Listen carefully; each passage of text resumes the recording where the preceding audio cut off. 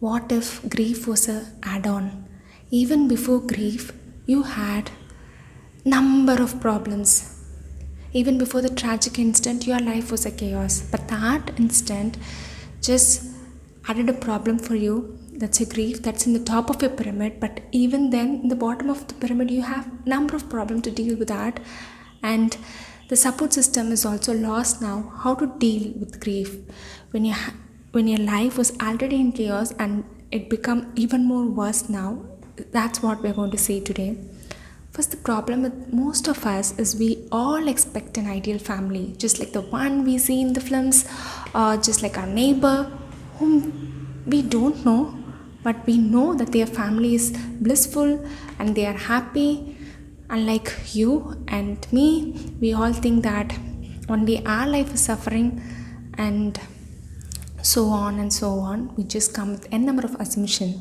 Only when we get to the skin of the family, we know their problems. But seeing from the outside, just like that, from Instagram, we decide their life. That's what happening here also. We need to shift our mindset.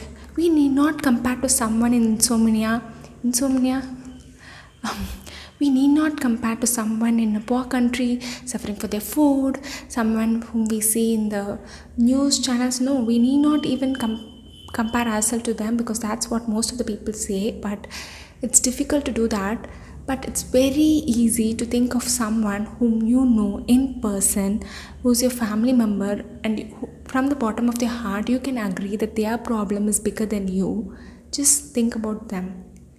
Problem is natural, and problem is a cup of tea in everybody's family. If we have that mindset, we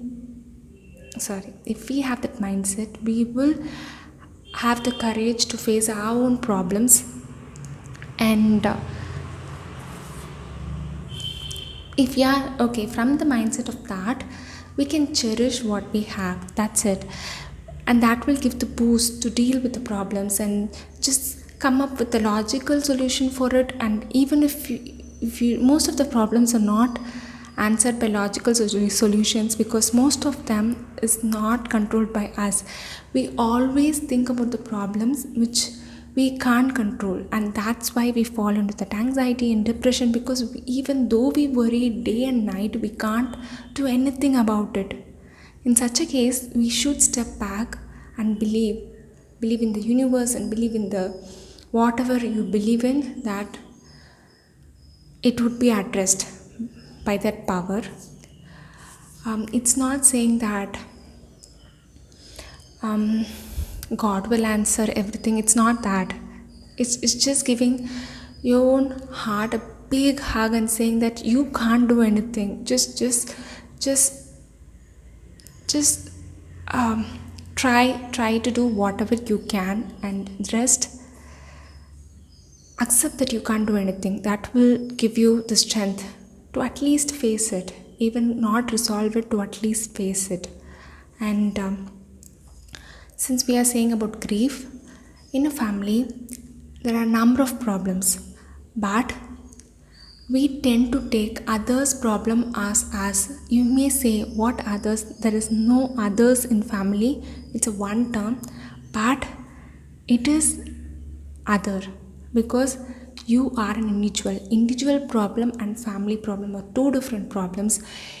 When you are suffering through an individual problem and you want to support your family too, you can't, and especially you can't solve it if it is not logically solvable. So at that moment, you need to step back and see that, okay, first I need to address my own problem, and I can't be there for them 24/7, because I am an individual myself and I need to live my life. You have to disassociate from the problem. That's what I'm trying to say.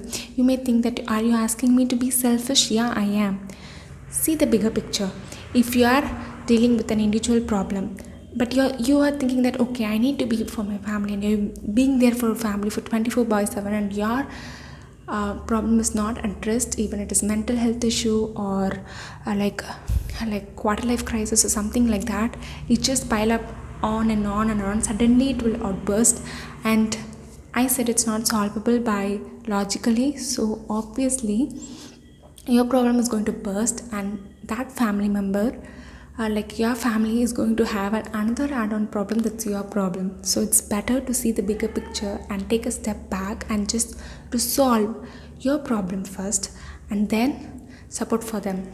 It's not that completely abandoning them, but being there for them, but not absorb the problem, but observe the problem. Yeah, that's what I'm trying to see.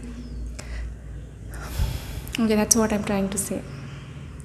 Okay, I did it. It was difficult to record. I don't know why, but it was difficult to record. But I did it.